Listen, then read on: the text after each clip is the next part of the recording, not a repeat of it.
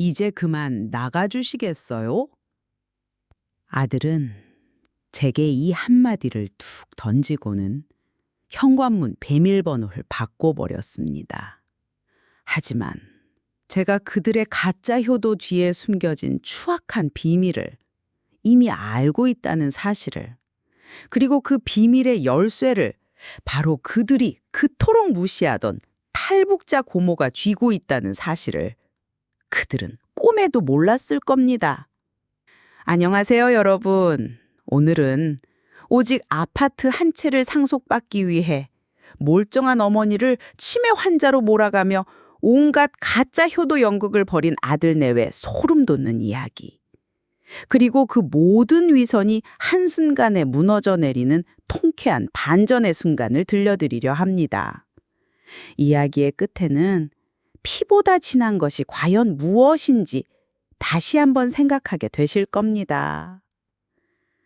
저는 서울 마포구의 한 낡은 연립주택에서 40년 넘게 살아온 69살 이순영입니다. 남편은 10년 전 지병으로 먼저 세상을 떠났고 그 후로 저는 홀로 두 아들을 키워냈습니다. 큰아들 진수는 번듯한 대기업 과장이고 작은아들 진우는 아직 변변한 직장 없이 아르바이트를 전전하고 있었죠. 남편이 남긴 것이라곤 이 낡은 집 한 채와 많지 않은 보험금이 전부였습니다. 그래도 저는 두 아들 모두를 똑같이 사랑으로 키웠다고 자부했습니다. 특히 제게는 남편보다 더 의지가 되었던 남편의 유일한 누이, 제게는 시누이인 고모가 있었습니다. 고모는 아주 오래전 전쟁통에 북에서 혈혈단신으로 넘어오신 탈북민이었습니다. 가족도 친척도 하나 없는 이곳 남한 땅에서 고모는 우리 가족을 자신의 유일한 피부치로 여기며 정말 친어머니처럼 저와 아이들을 아껴주셨습니다. 아이들이 어렸을 때 제가 시장에서 떡볶이 장사를 하며 밤늦게 들어오면 늘 고모가 아이들의 저녁밥을 챙겨주셨고 아들들이 아플 때면 밤새도록 곁에서 간호를 해주셨죠. 고모는 평생을 결혼도 하지 않고 오직 우리 가족만을 위해 헌신하며 살아오셨습니다. 그런 고모가 저는 늘 친언니처럼 때로는 엄마처럼 고맙고 애틋했습니다. 문제는 몇 달 전부터 시작되었습니다. 제 기억력이 예전 같지 않다는 것을 느끼기 시작한 겁니다. 가습을 끄는 것을 깜빡 잊어버리기 일쑤였고 며칠 전에 만났던 사람의 얼굴을 기억하지 못하는 일도 잦아졌습니다. 나도 이제 나이가 들었구나 싶어 씁쓸한 마음이 들었죠. 그러던 어느 날 큰아들 진수와 며느리 혜진이가 심각한 얼굴로 저를 찾아왔습니다. 어머니, 저희가 어머니를 위해 좋은 요양원을 하나 알아봤어요. 시설도 깨끗하고 전문 간병인들이 24시간 돌봐주셔서 훨씬 더 안전하고 편하실 거예요. 요양원? 내가 왜 요양원에 가니? 나 아직 멀쩡하다. 어머니, 지난번에도 가스불 켜놓고 외출하셔서 큰일 날 뻔했잖아요. 저희가 너무 불안해서 그래요. 어머니를 위해서, 그리고 저희를 위해서도 그게 최선의 방법이에요. 며느리 혜진이는 마치 저를 위하는 척 다정한 목소리로 말했지만 그 눈빛에서는 차가운 계산이 느껴졌습니다.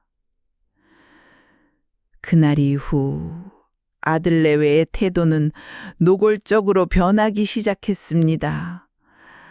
마치 제가 이미 아무것도 판단할 수 없는 어린 아이라도 된 것처럼 대하더군요. 어머니, 약 드실 시간이에요. 제가 챙겨드릴게요. 어머니, 오늘 저녁은 뭐 드시고 싶으세요? 저희가 시켜드릴게요.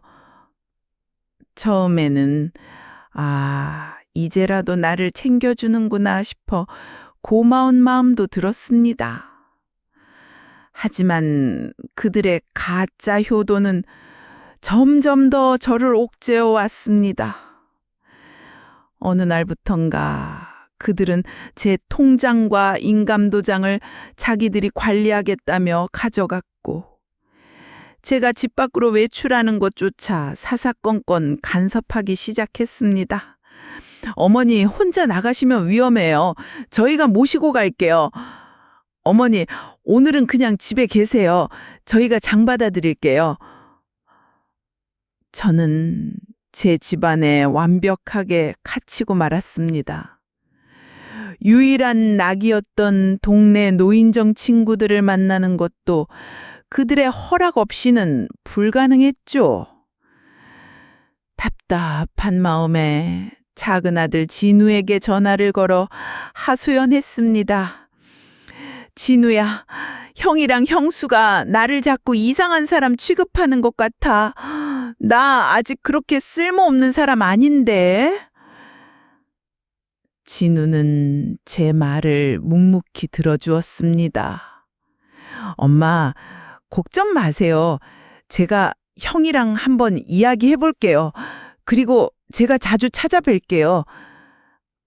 하지만 아르바이트로 생계를 꾸려나가는 작은 아들이 제게 실질적인 도움을 주기는 어려웠습니다. 오히려 큰아들 내외의 감시는 더욱 심해졌습니다.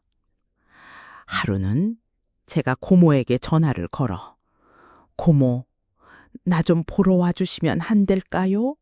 너무 답답해서 그래요. 하고 부탁했습니다. 고모는 한 달 안에 달려와 주셨죠. 그런데 고모가 집에 도착하자마자 며느리 혜진이가 현관문 앞에서 고모를 가로막았습니다. 고모님, 갑자기 어쩐 일이세요? 미리 연락도 없이? 아이고, 우리 올케 잘 있었어? 순영이 얼굴이 보고 싶어서 그냥 한번 와봤지. 어머니, 지금 주무세요. 몸이 안 좋으셔서요. 다음에 다시 오시면 안 될까요? 저는 방 안에서 그 모든 대화를 똑똑히 듣고 있었습니다. 자고 있다니, 몸이 안 좋다니, 명백한 거짓말이었죠. 고모는 잠시 머뭇거리다가 결국 팔기를 돌릴 수밖에 없었습니다. 그래, 그럼 올케가 잘 좀 돌봐줘. 무슨 일 있으면 꼭 연락하고. 고모가 돌아간 후 며느리가 제 방으로 들어왔습니다. 어머니, 왜 자꾸 고모님을 부르세요? 고모님도 당신 아들들처럼 어머니 재산 노리고 접근하는 거 모르세요? 탈북자 출신이라 돈에 더 환장했을지도 모르는데. 순간 제 머리에서 무언가가 툭 하고 끊어지는 소리가 들렸습니다. 평생을 우리 가족을 위해 헌신해온 고모를 어떻게 저렇게 모욕할 수가 있는지. 너 지금 뭐라고 했니? 당장 그 말 취소하지 못해. 제가 소리치자 며느리는 코웃음을 쳤습니다. 어머니, 갑자기 왜 이렇게 흥분하세요? 혈압 오르시겠어요? 아휴, 역시 요양원에 가시는 게 맞다니까요. 그날 밤 저는 결심했습니다. 이대로 당하고만 있지는 않겠다고. 내가 내 정신으로 내 권리를 되찾아야겠다고. 다음 날 저는 며느리가 잠시 장을 보러 나간 틈을 타 집을 빠져나왔습니다. 그리고 곧장 고모가 살고 있는 인천의 작은 아파트로 향했습니다. 고모, 저 좀 도와주세요. 제 몰골을 본 고모는 아무 말 없이 저를 끌어안고 등을 토닥여 주었습니다. 저는 그동안 있었던 모든 일들을 눈물로 쏟아냈습니다. 제 이야기를 다 들은 고모의 눈빛이 그 어느 때보다 차갑고 단단하게 빛났습니다. 순영아, 걱정하지 마라. 내가 다 알아서 할 테니 그깟 아파트 한 채 없어도 우린 잘 살 수 있어. 하지만 네 자식들 버릇망어리는 내가 이번에 똑똑히 고쳐 놓으마. 그날 이후 저와 고모의 비밀스러운 반격이 시작되었습니다. 고모는 오랫동안 북에 남겨진 가족들에게 돈을 보내기 위해 몰래 식당 일을 하며 모아둔 비상금이 있었습니다. 그 돈으로 우리는 유능한 변호사를 선임했습니다.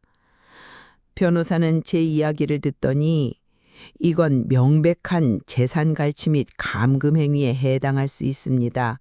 증거만 확실히 모으면 승산이 있습니다. 라고 말했습니다. 가장 중요한 것은 제가 정신적으로 아무런 문제가 없다는 것을 객관적으로 입증하는 것이었습니다. 저는 변호사가 소개해준 대학병원에서 정밀한 치매 검사를 받았습니다. 결과는 당연히 정상이었습니다. 의사는 약간의 노인성 건망증은 있지만 치매와는 거리가 멉니다.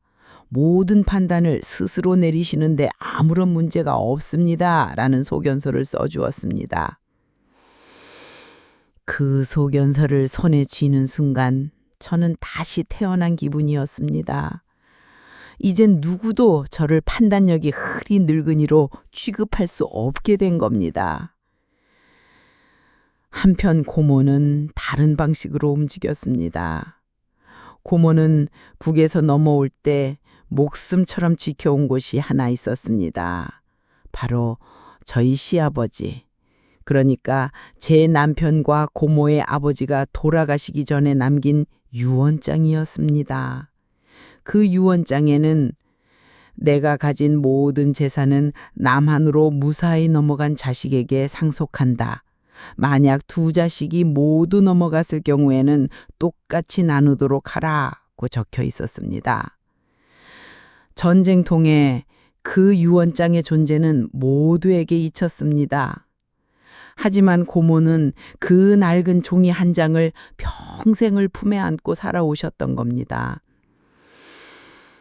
그 유언장에 따르면 지금 우리가 살고 있는 남편 명의로 되어 있던 그 집의 절반은 엄연히 고모의 것이었습니다. 고모는 변호사와 함께 법원에 이웃한 반환 청구 소송을 제기했습니다. 소식이 전해지자 큰아들 레위는 그야말로 발칵 뒤집혔습니다. 말도 안 돼. 고모가 어떻게 우리한테 이럴 수가 있어요. 다 늙은 탈북자 할머니가 이제 와서 무슨 재산을 달라는 거야? 며느리는 저에게 전화를 걸어 온갖 막말을 퍼부었습니다. 저는 차분하게 대답했습니다. 그 집의 절반은 원래부터 고모의 것이었다.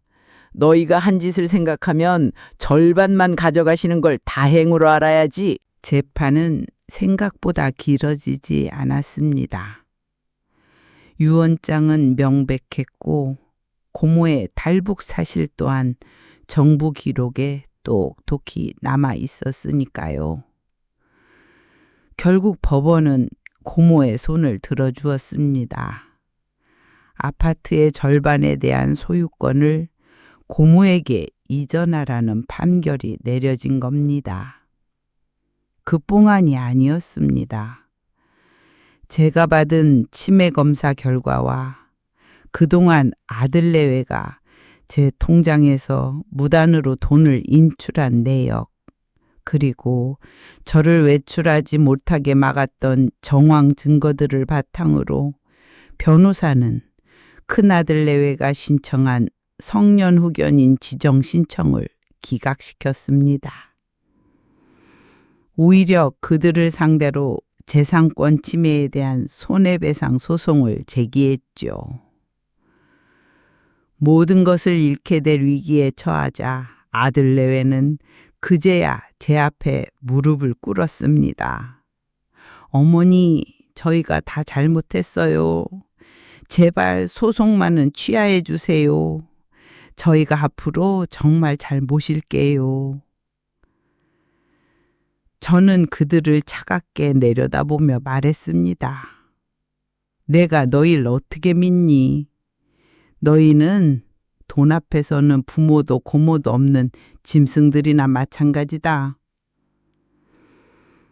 그리고 저는 아들에게 마지막 통보를 했습니다.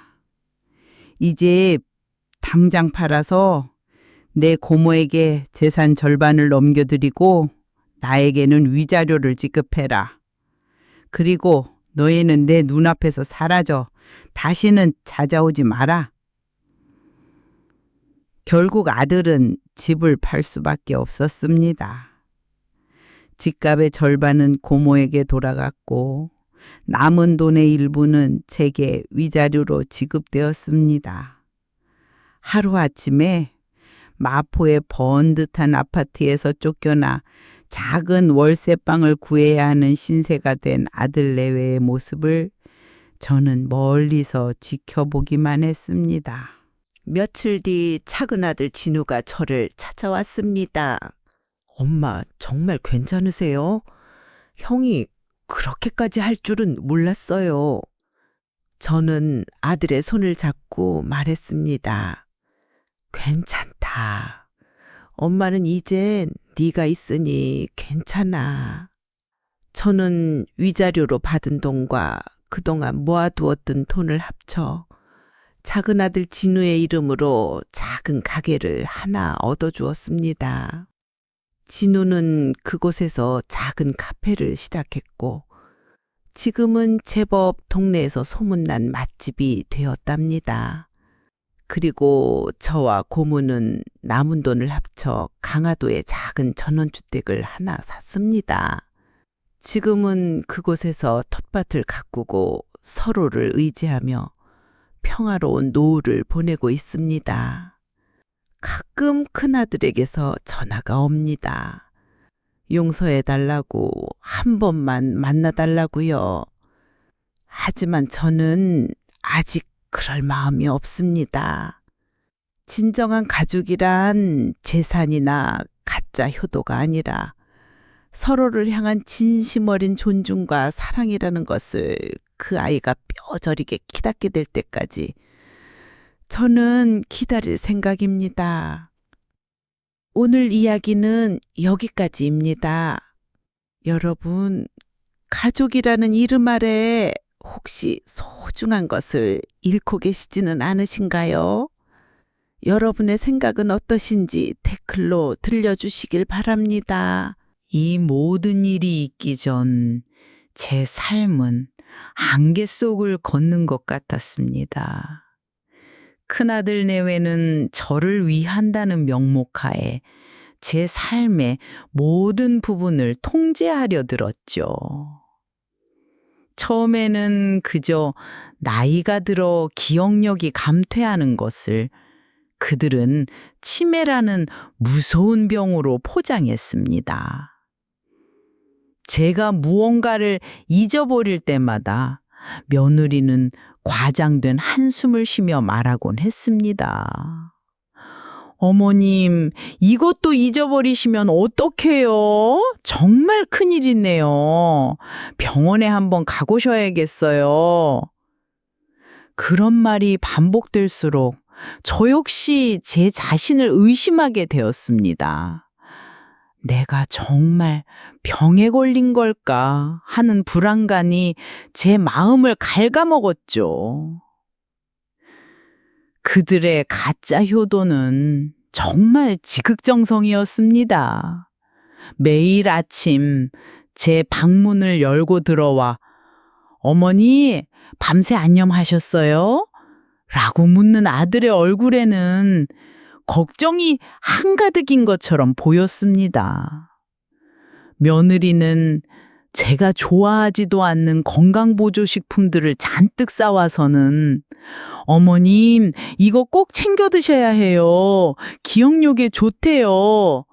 라며 제 입에 억지로 넣어주곤 했습니다. 남들이 보기에는 정말 둘도 없는 효자 부부였을 겁니다.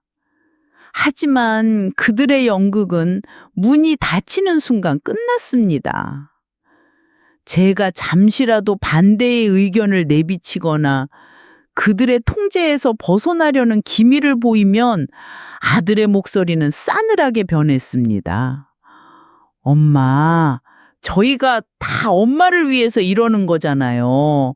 왜 이렇게 저희 마음을 몰라주세요? 며느리는 한술 더 떴죠.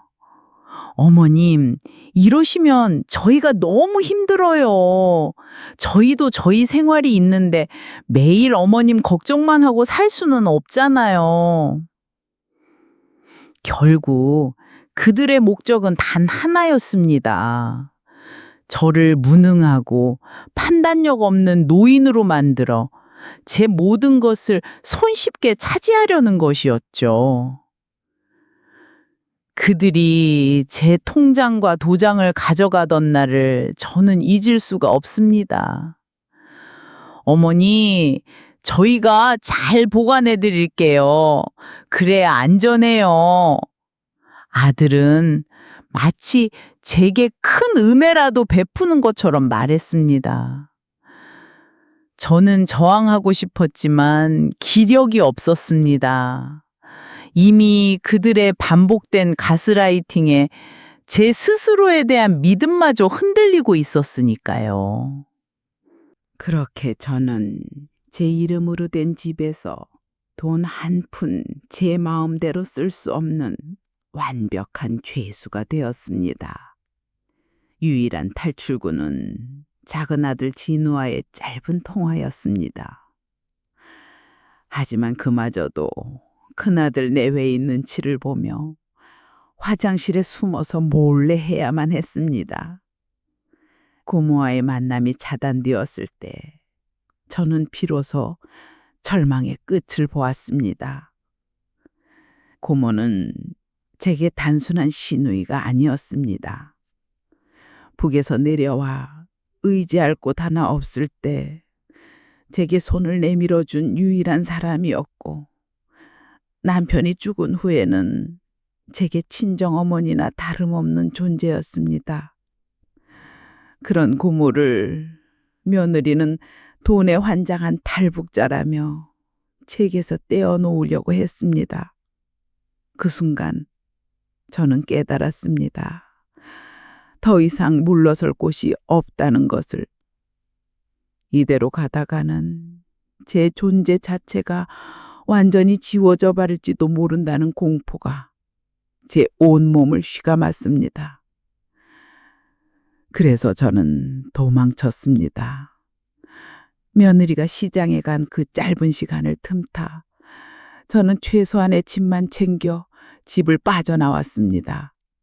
버스를 타고 인천으로 향하는 내내 심장이 터질 것처럼 뛰었습니다.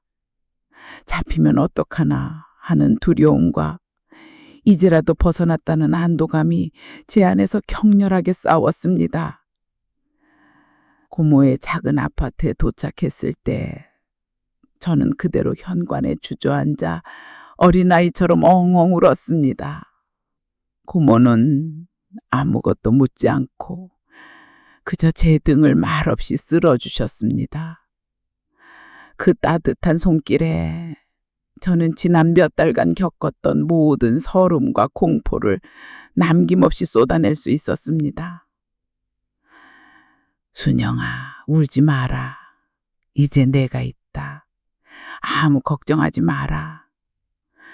고모의 그 한마디가 제게는 세상 그 어떤 위로보다 더 큰 힘이 되었습니다. 우리의 반격은 치밀하고 조용하게 이루어졌습니다. 변호사를 만나는 날, 저는 제 인생에서 처음으로 법률 사무라는 곳에 가봤습니다. 텔레비전에서나 보던 딱딱하고 차가운 공간일 거라 생각했는데 의외로 그곳은 따뜻하고 편안했습니다. 젊은 변호사는 제 이야기를 듣는 내내 단 한 번도 저를 의심하거나 늙은이의 푸념으로 지부하지 않았습니다. 오히려 제 말에 진심으로 귀를 기울여주고 함께 분노해 주었죠. 대학 병원에서의 검사는 제게는 하나의 의식이었습니다. 여러 가지 복잡한 검사를 받는 동안 저는 나는 정상이 아니다 라는 아들레외의 저주에서 스스로를 해방시키고 있었습니다. 모든 검사가 끝나고 의사 선생님이 제 손을 잡으며 어머님, 아무 걱정하지 마세요. 아주 건강하십니다. 라고 말해 주었을 때 저는 다시 한번 눈물을 흘렸습니다. 그 눈물은 슬픔이 아닌 기쁨과 안도의 눈물이었습니다. 고모가 시아버지의 유언장을 꺼내 보였을 때 저는 말문이 막혔습니다. 낡고 누렇게 변색된 종이 한 장, 그 위에 시아버지의 정성스러운 필체로 적힌 글자들. 고모는 그 위험한 탈북 과정 속에서도 이 종이 한 장을 목숨처럼 지켜냈던 법니다. 형님이 이 사실을 알면 혹시라도 마음이 상할까봐 평생을 말하지 않고 숨겨왔다. 하지만 이제는 말해야 할 때가 온 것 같구나. 고모는 자신의 권리를 주장하기 위해서가 아니었습니다. 오직 저를 구하기 위해 평생을 가슴에 묻어두었던 비밀을 세상 밖으로 꺼내놓은 것이었습니다. 그 순간 저는 피를 나눈 가족보다 더 진한 고모의 사랑을 느꼈습니다. 소송이 시작되자 큰아들 내외의 민낯이 적나라하게 드러났습니다. 그들은 법정에서도 거짓말을 멈추지 않았습니다. 제가 치매에 걸려 망상에 시달리고 있다고 주장했고, 심지어 고모가 저를 꿰어내 재산을 가로채려 한다고까지 말했습니다. 며느리는 눈물을 흘리며 처인은 정말 어머님을 위해서였습니다.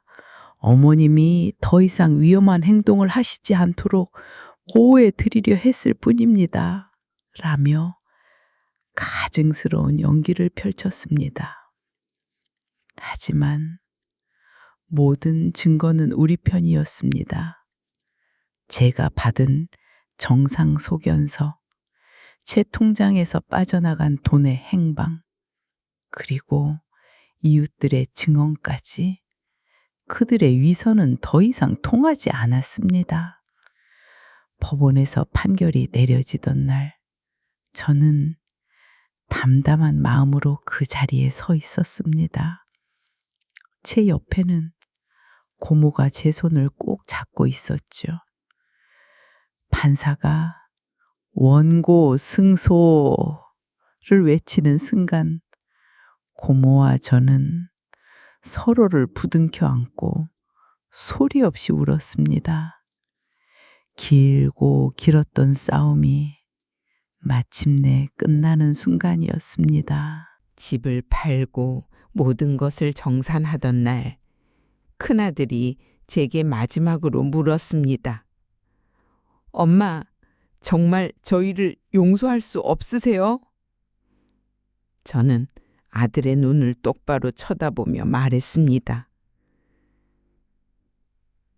용서는 내가 하는 게 아니다. 네가 네 자신을 용서할 수 있을 때 그때 다시 찾아오너라. 네가 저지른 일이 얼마나 끔찍한 일이었는지 네 스스로 깨닫게 될 때까지 나는 너를 보지 않겠다. 그 후로 저는 큰아들과 연락을 끊었습니다. 가끔 작은 아들 진우를 통해 그들의 소식을 전해 듣습니다.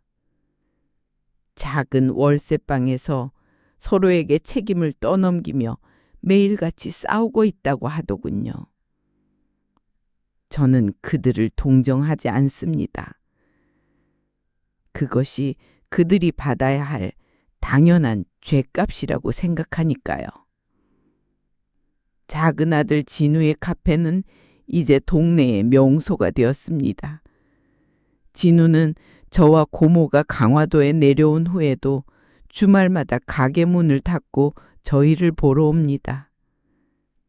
며칠 전에는 여제 친구라며 예쁘고 착한 아가씨를 데리고 왔더군요.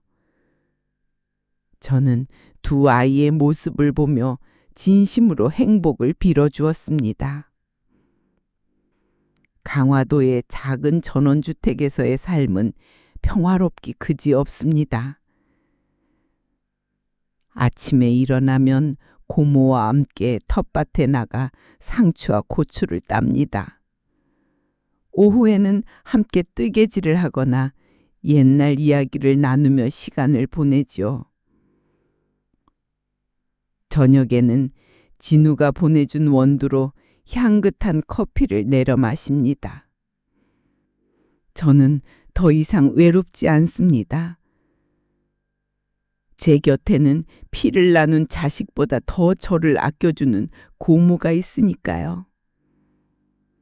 저희는 서로의 상처를 보듬어주며 남은 인생을 함께 걸어가기로 약속했습니다.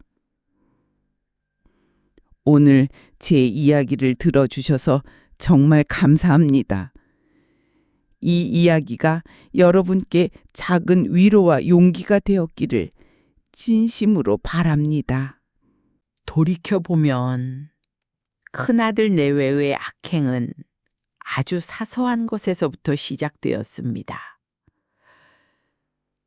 처음에는 제가 깜빡 잊고 시장에 다녀오면 며느리는 어머님, 물도 이렇게 많이 사오셨어요. 냉장고에 자리가 없는데 라며 핀잔을 주곤 했습니다. 아들은 옆에서 엄마, 그냥 필요한 것만 사. 자꾸 뭘 사서 쟁여두지 말고 라며 거들었죠. 그때는 그저 저를 위한 걱정이라고만 생각했습니다.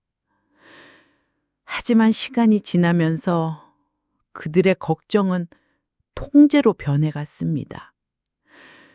제가 친구를 만나러 나간다고 하면 어머니, 그분 어떤 분이에요? 저희가 한번 만나 뵈어도 될까요? 라며 제 인간관계까지 간섭하려 들었습니다. 마치 제가 스스로는 아무것도 판단할 수 없는 미성년자라도 된 것처럼요.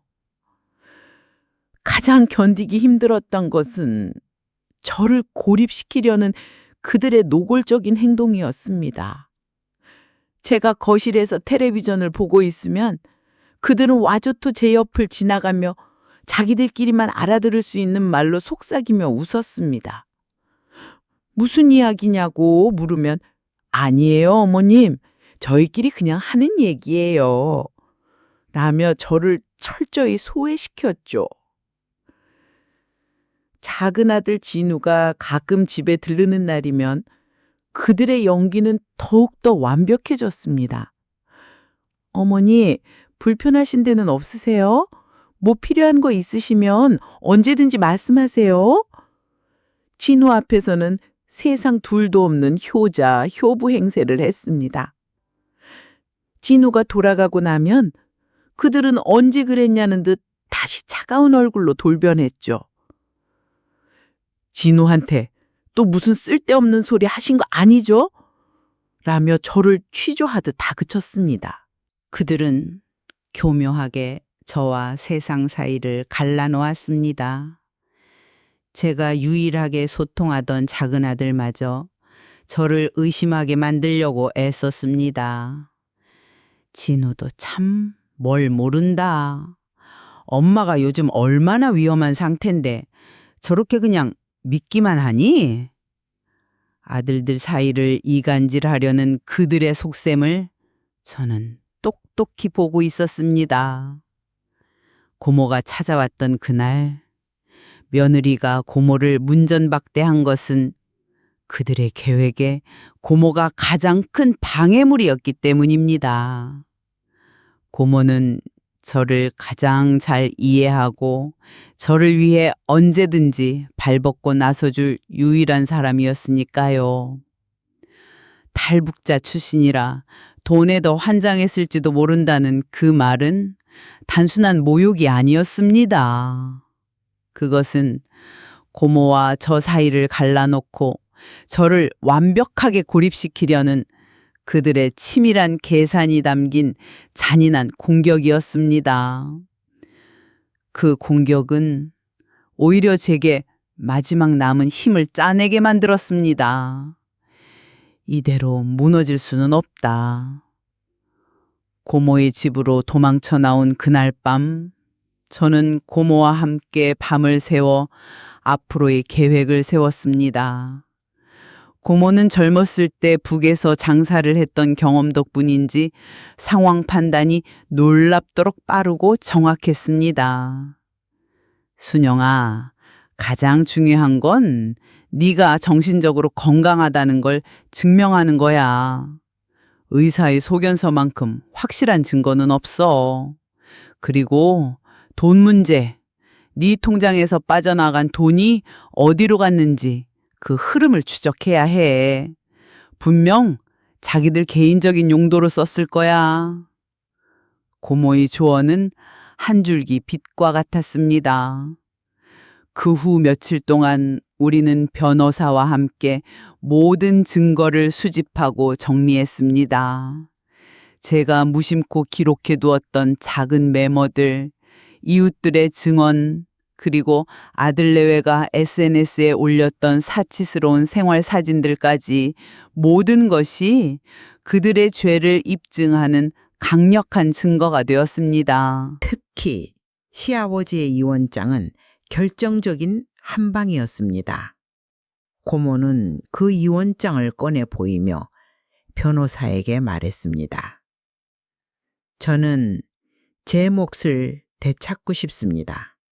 하지만 그보다 더 중요한 건 제 올케 순영이의 억울함을 풀어주는 겁니다. 저 아이들이 자기들 어머니에게 무슨 짓을 했는지 세상에 똑똑히 알려야 합니다. 법정에서 아들 내외의 위선적인 모습이 드러날 때마다 방청석에서는 판식이 터져나왔습니다. 그들은 마지막까지도 반성하지 않았습니다. 오히려 저와 고모를 돈의 누님은 파렴치 안으로 몰아가려고 했었죠. 하지만 진실은 결코 가릴 수 없었습니다. 판결이 내려지고 법정을 나오는 길, 기자들이 저와 고모를 둘러쌌습니다. 저는 카메라를 향해 담담하게 말했습니다. 저는 오늘 제 인생을 되찾았습니다.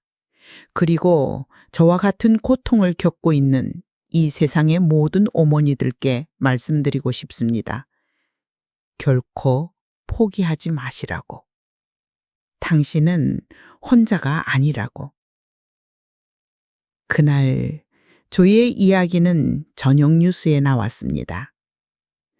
뉴스를 본 많은 분들이 저희에게 응원의 메시지를 보내주셨습니다. 그 중에는 저희와 비슷한 아픔을 겪었던 다른 탈북민 가족들도 있었습니다. 고모는 그분들의 메시지를 읽으며 조용히 눈물을 흘렸습니다. 순영아, 우리가 옳은 일을 한 거겠지.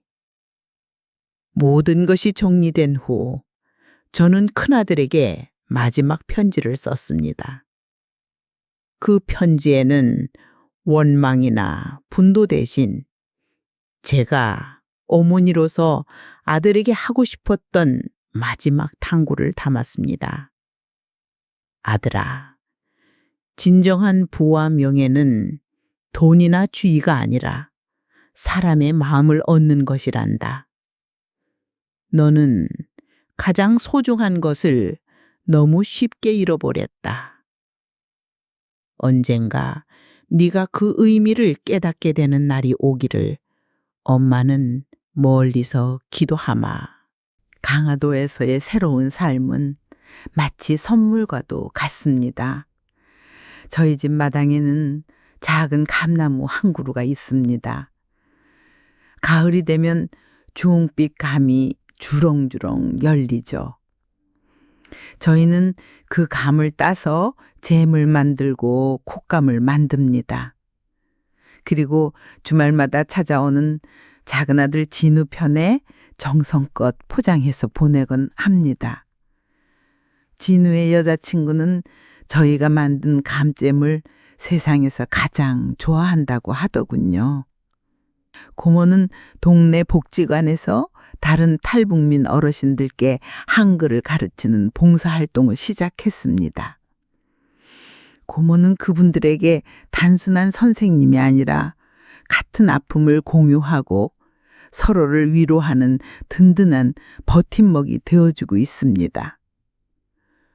저는 그런 고모의 모습이 세상에서 가장 아름답고 자랑스럽습니다. 저는 텃밭에서 기른 채소들로 새로운 반찬을 만드는 재미에 푹 빠졌습니다. 예전에 시장에서 당사를 했던 솜씨가 어디 가질 않더군요. 제가 만든 반찬은 동네에서 금세 입소문이 났고 지금은 작은 인터넷 쇼핑몰을 통해 전국으로 팔려나가고 있습니다. 탈북자 고모와 시누이의 강화도 손맛이라는 소박한 이름으로요. 저희는 이제 돈은 많이 벌지는 않습니다. 하지만 마음만은 세상 그 누구보다도 부자입니다. 매일 아침 서로의 건강을 챙겨주고 저녁에는 함께 따뜻한 밥을 먹으며 웃고 이야기할 수 있는 가족이 곁에 있으니까요. 최근에 작은 아들 진우가 저희에게 조심스럽게 말했습니다. 엄마, 고모, 제가 형이랑 한번 만나봤어요. 저와 고모는 아무 말 없이 아들을 바라보았습니다. 형이 많이 변했어요. 예전처럼 거만하지도 않고 많이 반성하고 있는 것 같았어요. 혜진이 형수랑은 결국 이혼했대요. 지금은 작은 공사 현장에서 막노동을 하면서 혼자 지내고 있대요. 아들은 주머니에서 꼬깃꼬깃한 편지 한 통을 꺼냈습니다. 큰아들이 제게 보낸 편지였습니다. 편지에는 서툰 글씨로 이렇게 적혀 있었습니다. 어머니, 죄송합니다.